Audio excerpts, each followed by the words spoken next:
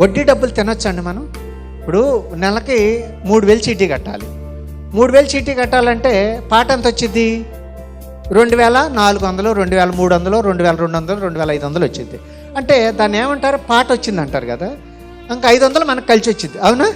మనం 3,000 కట్టినట్టే, కానీ కట్టేది ఎంత? 2,500. అంటే ఒక 500 ఎవరి సొమ్మో తింటున్నాగా. అంటే కట్టొచ్చా కట్టకూడదా? కట్టకూడదు. కానీ కట్టుతూ క్రైస్తవులుగా బ్రతుకుతాం. మరి కట్టుతూ క్రైస్తవులుగా బ్రతికినప్పుడు అబ్రహామును దీవించిన దేవుడు ఇప్పుడు చెప్పండి, బేజారు కాదు, బేజారు పడి కాదు ఈ పనులన్నీ కట్టేది.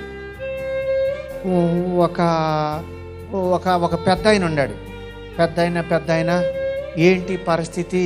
ఆ చూతో గుట్టిన చొక్కాలు వేసుకోవటం ఏంటి? ఈ హీనమైన బ్రతికేంటి? చాలాసార్లు ప్రశ్నిస్తే ఓవర్ డ్యూటీలు చేసేవాడు, ఓటీలు చేసేవాడు. ఏంటి డ్యూటీలు ఏంటి, లోకం ఏంటి, ఇంత వయసు వచ్చింది నీకు, ఎందుకు ఇలా అంటే దానికి ఏదో చెప్పేవాడు.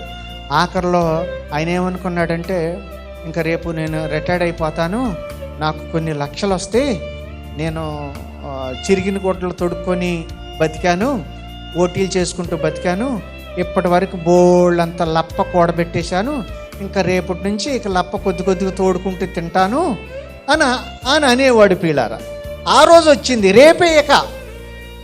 రేపే ఇవాళ బుధవారం కదా, రేపు గురువారం నుంచి అలా బతకాలి. బుధవారం చచ్చిపోయాడండి.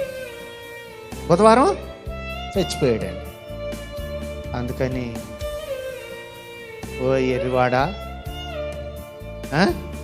ఈ రాత్రి దేవుడు నీ ప్రాణం అడిగితే ఏమవుతుంది? నేను కొట్లు కట్టుకోవాలి, బోరేలు కట్టుకోవాలి, కుప్ప నురుసుకోవాలి, కోత కోసుకోవాలి అంటాను. ప్రార్థనకు రారా అంటే కుప్ప నురుసుకోవాలి, కోత కొయ్యాలంటున్నాడు. అలాంటి వాడితే దేవుడు ఏమో పోయి దేవుడి రాత్రిని ప్రాణం అడిగితే ఏం చేస్తాడు అంటే, అబ్రహాములాగా బ్రతికి అబ్రహామును దీవించిన తండ్రి నన్ను దీవించమంటే అప్పుడు దీవిస్తాడు.